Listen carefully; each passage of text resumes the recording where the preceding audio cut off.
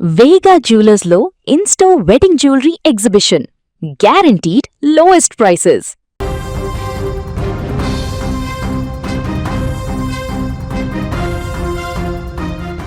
తమిళనాడు రాజకీయాలు ఇప్పుడు క్లైమాక్స్ దశకు చేరుకున్నట్లుగా కనిపిస్తోంది.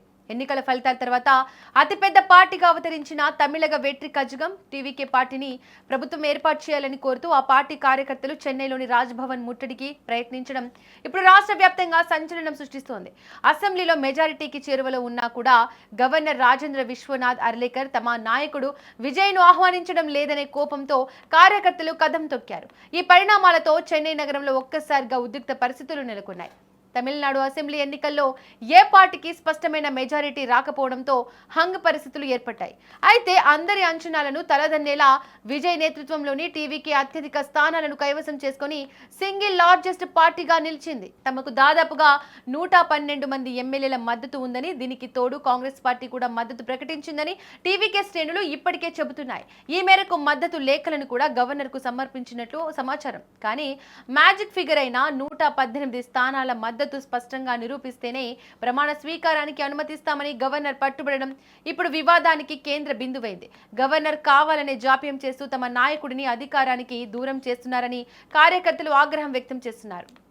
ఈ నేపథ్యంలోనే భారీ సంఖ్యలో టీవీకే కార్యకర్తలు చెన్నైలోని రాజ్భవన్ వద్దకు చేరుకున్నారు.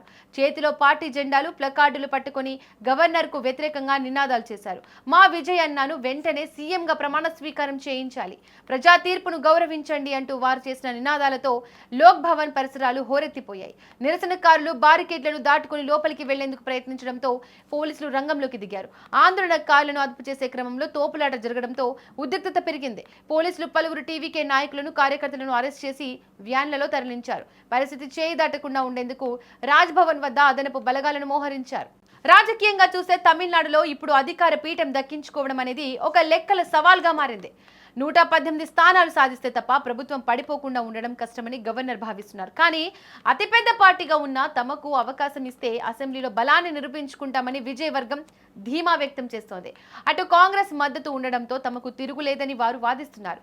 ఈ పీఠమూడి ఎప్పుడు వీడుతుందో, విజయ్ ముఖ్యమంత్రిగా ఎప్పుడు బాధ్యతలు చేపడతారో అని తమిళ ప్రజలు ఆసక్తిగా గమనిస్తున్నారు. గవర్నర్ తదుపరి నిర్ణయంపై ఇప్పుడు తమిళనాడు భవిష్యత్తు ఆధారపడి ఉంది. రాజకీయ అస్థిరత కొనసాగితే అది ప్రజల మీద ప్రభావం చూపుతుందని విశ్లేషకులు భావిస్తున్నారు.